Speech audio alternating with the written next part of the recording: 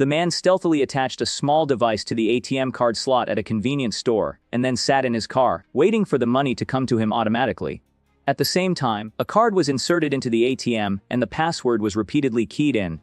It turned out that as long as the card was inserted, all information and passwords would be known by the man. Afterward, he could use top-tier hacking techniques to transfer the entire amount of money in the account. By casting a wide net, in just 1 week, the man had earned more than $500,000. However, this was still not his limit. The male lead, Cole, is a superb hacker. He frequently uses his powerful hacking techniques to steal money from the accounts of capitalist enterprises. That day, after logging into a secret chat software, he told his Bulgarian hacker friend that he had just stolen nearly $10,000. To split the take, he would give his friend half of the profit. Early the next morning, the hacker friend brought over a stack of credit cards.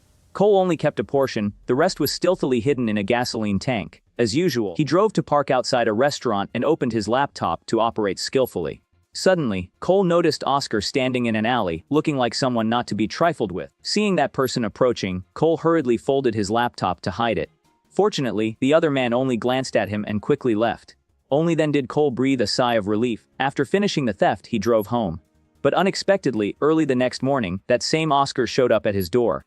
As soon as he entered the house, he punched and kicked Cole mercilessly. Cole was caught off guard and was immediately subdued. Oscar broke into the house and discovered the wall covered with photos of ATMs. As expected, everything was exactly as he had predicted. Right after that, the man brutally dragged Cole and stuffed him into a car. He growled, "You are going to do me a favor, and then we will go our separate ways." The words sounded like a request, but in reality, they were an order reeking of threat. If he dared to refuse, death would surely call his name. Terrified, Cole could only remain silent and obediently comply. Next, Oscar asked Cole about his method of making money. Under the threat of violence, Cole had to confess truthfully. If one wants to steal money, the perfect time is after midnight on Thursday. At that time, companies simultaneously pay salaries and accounts are at their fullest. When taking action, one just needs to drive around looking for a retail store or a high-end restaurant. The network systems in these places often use outdated duppy encryption, they lack encryption keys, have extremely loose security or are even bypassed entirely. Before acting, Cole asks his hacker friend to open a backdoor, then infiltrates the wireless network and fakes employee information to withdraw money as easily as pie. Oscar then asks, "Money moving that fast is easily flagged by the bank. What about the people you steal from? Doesn't your conscience bother you?" Cole coldly replied, "I don't rob any individuals. I only steal money from banks." In fact, Oscar discovered Cole because early this morning, the restaurant owner found that the server had been hacked last night and the entire payroll had been transferred away. Oscar happened to be an employee working at the restaurant. He immediately thought of the suspicious young man he had met in the alley last night. Therefore, he extracted the restaurant's surveillance camera footage to determine Cole's movement trajectory. The reason Oscar did not report it to his boss or the police, but instead went directly to Cole's house was actually very simple. It was because Oscar was inherently not a good person. He wanted to exploit Cole's abilities to steal money. Last week, Oscar noticed a regular female customer. When she went outside to make a phone call, she accidentally let slip that there was $800,000 in her payment account. As a result, those words were overheard by Oscar. During that time, Oscar was constantly thinking about how to get that money. Cole's appearance provided Oscar with a perfect plan of action. Although Cole insisted he did not steal from individuals, Oscar never gave anyone a chance to refuse. He growled an order, "When she comes to the restaurant, I will mark her. You just follow her home and transfer all the money to the place I designate." Thus, Cole was forced to join Oscar's robbery boat. As soon as Cole returned home, he called his hacker friend for help, hoping he would help investigate information about Oscar. Hearing that Cole was in trouble, the friend happily agreed. The result was, this Oscar was truly not simple. He had long-term combat experience. In other words, Cole basically could not fight him. When the friend found Oscar's personal profile, the more Cole looked, the more horrified he became. Only 33 years old, yet he already had 4 prior convictions, including aggravated assault, armed robbery, and conspiracy to distribute drugs. Clearly, Oscar was a repeat offender specializing in violent robbery, drug trafficking, and financial fraud. And he also possessed combat skills and reconnaissance awareness. Left with no choice, Cole had to follow Oscar's request and began secretly tailing the targeted female customer, Sarah. Sarah and a man went to the restaurant where Oscar worked for dinner. Very soon after, Oscar sent a message to Cole with a string of addresses. Oscar told Cole to be there at 7:00 p.m. and said he must complete the mission. Cole then followed the car Sarah was in. He followed it to the front of a villa, intentionally stopping his car far away and turning off the lights. After seeing the man and Sarah enter the villa, Cole hesitated for a moment but still took out his laptop to operate. As it turned out, the wireless network signal was too weak to complete the operation. After several unsuccessful attempts, he had to bring his laptop and sneak close to the villa, then seize the time to operate. This time the progress bar finally moved forward, and the money began to be transferred quickly in multiple batches. But right at this moment, that man suddenly stepped out. Since the progress bar had not reached 100%, Cole could only hurriedly hide behind another car. He was certain that the opponent did not discover him and directly drove away.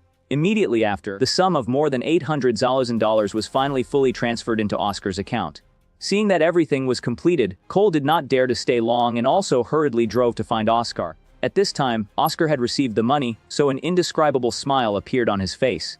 Cole was just about to leave when Oscar suddenly spoke up, inviting him. "Do you want to join the party? We have plenty of weed and booze." Cole hastily refused. "I'm fine, buddy." The man coldly snapped, "I'm giving an order, not asking your opinion." Just like that, Cole was forced to go to the party and drink several glasses of high-proof alcohol. Just as he felt the world spinning, he hallucinated seeing Sarah's face. Clearly, Cole still felt very guilty in his heart about the act of stealing her money.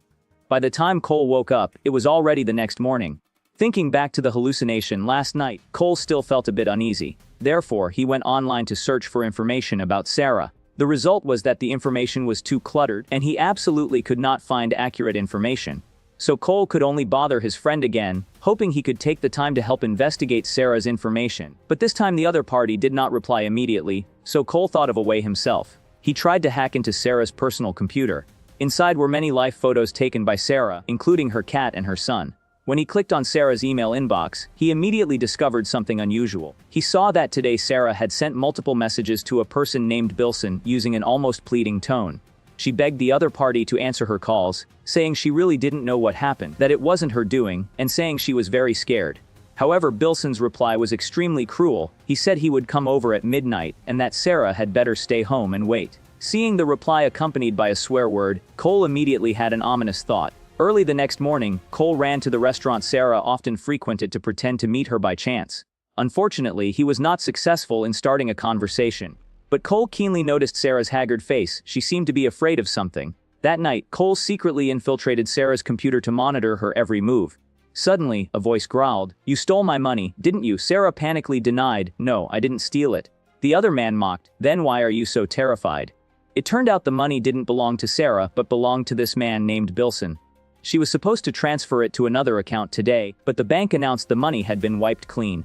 In a state of panic, Sarah hurriedly called to report to Bilson. Unfortunately, he completely disbelieved that explanation. He screamed in anger, "You know full well how much I care about you, yet you have the heart to make me bear the consequences. Toiling to compensate for such a loss is no different than you stealing money from my family. Are you trying to steal the bread from my wife and children's mouths, is that it?" Next, Bilson issued an ultimatum. He gave Sarah 1 week to return the money, otherwise, they would make her disappear. After saying those bitter words, Bilson turned and left without looking back. Cole heard the entire story, and the feeling of guilt in his heart immediately reached its peak. Thus, the next day, Cole went to find Oscar early to talk. As soon as he arrived, he said that the two of them were wrong. Sarah was not a wealthy person, that man was not her father, and he even beat her. Therefore, Cole hoped Oscar could return that money. But for a ruthless person like Oscar, once the delicious bait is in his mouth, he will never spit it out. He growled a threat, "You absolutely must not return a single cent." As it turned out, Oscar would not listen to reason, and Cole was no match for him in a fight, so he could only think of another way. Returning home, Cole began to investigate Bilson. Although online he appeared to be a famous defense lawyer, Cole understood that behind the scenes he was definitely doing shady things. Afterward, Cole went to his hacker friend again for help.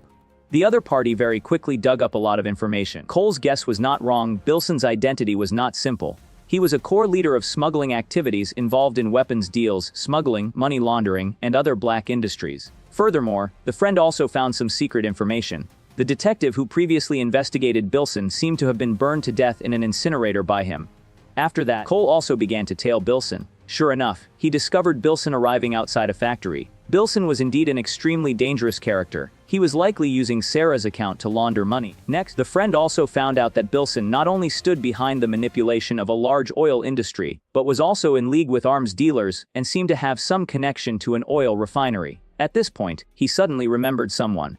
That night, Bilson had threatened Sarah that if she didn't return the money, a guy named Doug would make her disappear. Who was this Doug? After asking his friend to investigate, He discovered that this Doug could be considered Bilson's accomplice, or he could be called a henchman who specialized in doing dirty work for Bilson, including cleaning up those who stood in the way. The hacker friend also sent over Doug's personal profile.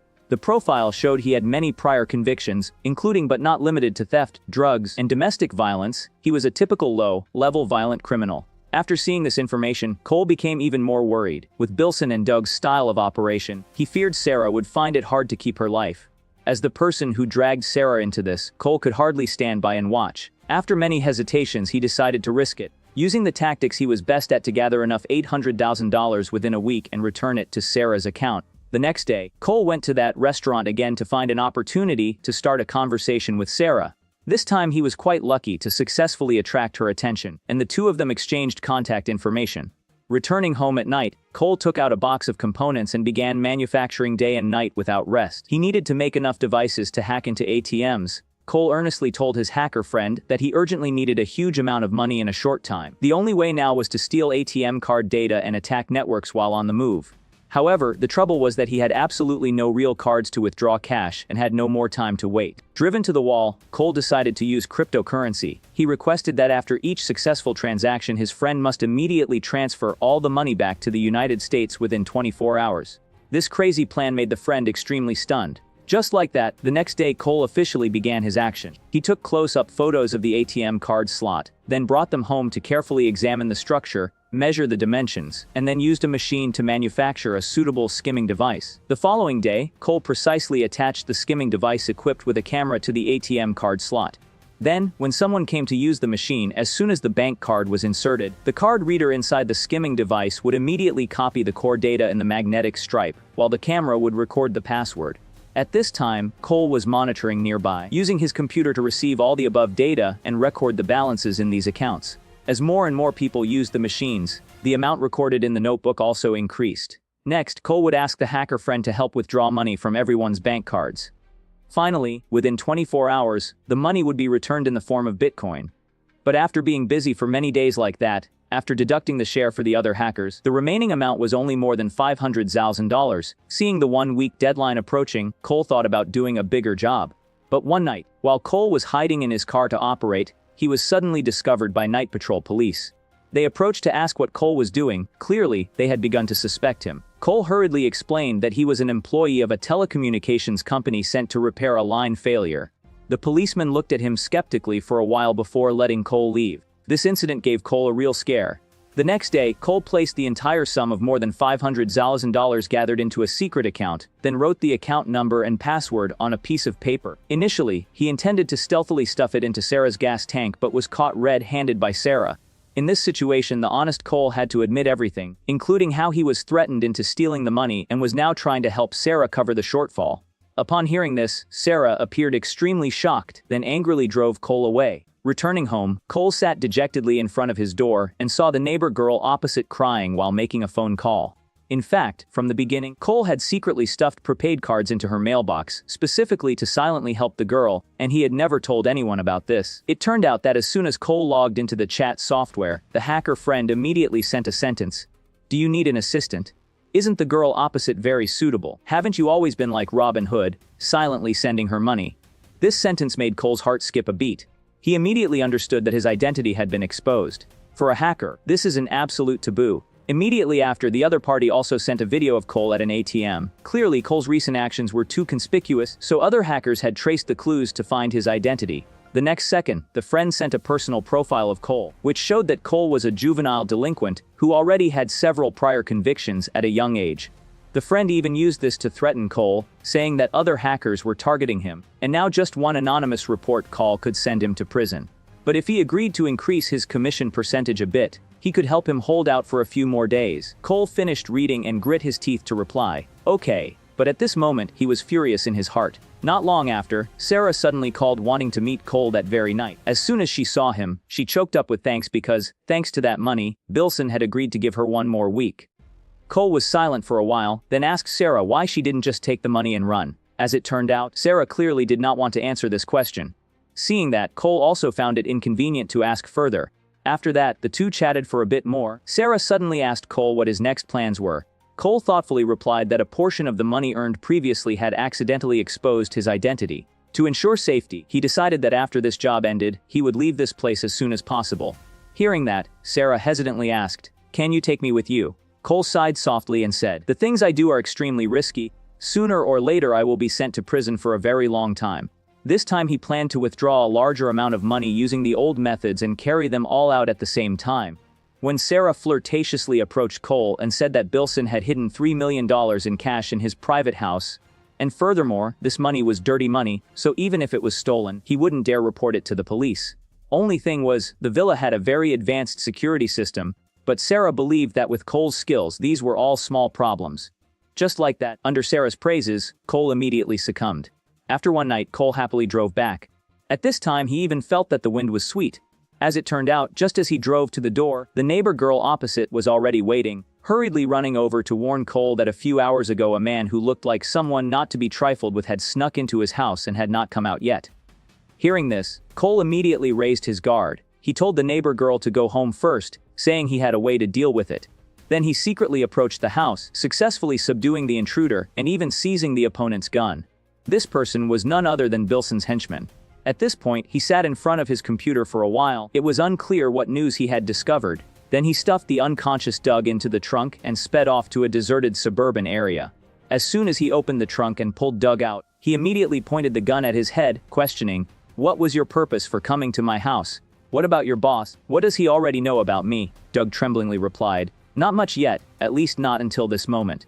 Doug advised Cole to stop now and leave while there was still time. "You have absolutely no idea what you are protecting." It's just a pity that at this time Cole had made up his mind, so the next second he pulled the trigger. Afterward, Cole took the initiative to find Sarah to discuss a plan of action. Sarah suggested that Cole first hack Bilson's phone because his phone was connected to all the devices in the house, so they could turn off the security system. Hearing this, he thought of a specific plan. Step 1, lure Bilson out. So Sarah proactively called Bilson, making an appointment for him to go out tonight, saying she wanted to return the remaining money. Step 2, find a way to copy Bilson's phone. This step was very important. The phone had to be taken silently. Otherwise, if Bilson suspected for even 1 second and called the network provider, their plan would completely collapse. To complete this, Cole thought of a very good helper, which was Oscar, who had threatened him before. Finally, with a fee of $500,000, Cole persuaded Oscar to join the plan. Time quickly passed until evening. Cole drove to wait near Bilson's villa, while Sarah went with Bilson to the restaurant. On the way, Sarah found an opportunity to steal the phone and secretly handed it to Oscar as they entered the door. Next, Sarah was responsible for distracting Bilson, while Oscar was responsible for quickly copying Bilson's phone and sending the data to Cole. Not long after, Cole had the security system management interface. After that, Cole entered the villa without hindrance and very quickly found the $3 million in cash that Bilson had hidden. He hurriedly stuffed the money into a backpack. Right at this moment, Bilson at the restaurant discovered his phone had disappeared. Just as he was about to find a way to locate the phone, Oscar, according to the plan, used the excuse of having found the phone to return it to Bilson. Afterward, Sarah fearfully ran into the restroom to calm down. A second later, Oscar suddenly stepped in. Unexpectedly, the two of them hugged each other. It turned out the entire incident from beginning to end was Oscar and Sarah collaborating to trap Cole. Their initial target was the nearly $4 million of Bilson's dirty money. Poor Cole had been completely played in the palm of Sarah's hand. At this time, the hardworking, diligent Cole had packed all the cash and was moving it in batches to the trunk of the car. Unexpectedly, Bilson's wife suddenly led their child back home. Although Cole hurriedly increased his speed to leave through the back door, he was not sure if the opponent saw him. It turned out that secretly opening the back door had alerted Bilson's wife. As soon as he received the news that his house had been burglarized, he flew into a rage, pulling out a gun and pointing it straight at Sarah's head, forcing her to call her accomplice. He growled, forcing her to announce that everything was still according to plan, but they had to change the transaction location immediately. Over the phone, Cole didn't suspect a thing and agreed immediately. He also quickly called the accomplice Oscar to go to this death appointment together. As a result, the two of them had just met when they saw Bilson holding Sarah captive. For Sarah's safety, the two could only discard the guns in their hands. Next, all three were forced toward the incinerator. Then the incinerator was started. Clearly, he wanted to execute all three on the spot. But unexpectedly, Cole shouted that he had clearly investigated Bilson's background before acting and had set a timer to send it out. If Bilson killed them, all his secrets and family information would be uploaded to the entire internet. Unexpectedly, upon hearing this, Bilson became even angrier and directly pulled the trigger, hitting Sarah. Oscar hurriedly rushed forward to hold Bilson but was stabbed in the abdomen by him with an iron bar. Despite that, Oscar still endured the intense pain, trying to choke Bilson until he was unconscious. In the chaos, Cole dragged Sarah to another place, telling her not to fall asleep. In fact, Cole had known long ago that Sarah was deceiving him. That day after he knocked Doug unconscious, the hacker friend had just happened to send the information about Sarah that Cole had asked him to investigate. Sarah was the hardest person to investigate among them all, even the name Sarah was fake. Sarah's real name was Anna, and she had many prior convictions. Her only living relative was a 12-year-old boy named Peter, whom Anna had currently sent to Las Vegas. Back to the present. Sarah was seriously injured and very quickly stopped breathing. But the next second, Oscar struggled to step forward, using a gun to force Cole to the side of the car, telling him to obediently hand over all the money. While waiting to take the money, he was suddenly taken down by a sniper. Surprisingly, the sniper who finished off Oscar was Doug, the man who was thought to be dead. It turned out that day Cole had spared his life. Through Doug's confession, he knew Oscar was secretly dating Sarah and knew the location of the safe. Cole asked Doug if he liked his boss. He did not hesitate to reply that the man was definitely a bastard. After Cole knew he had been cheated, he thought a lot and finally came up with a plan. Doug was the trump card he had arranged. Back to the present, Cole gave the agreed-upon bag of money to Doug. Their transaction was considered complete. Afterward, Cole would handle the scene. And here, there just happened to be an incinerator. The story ends completely here.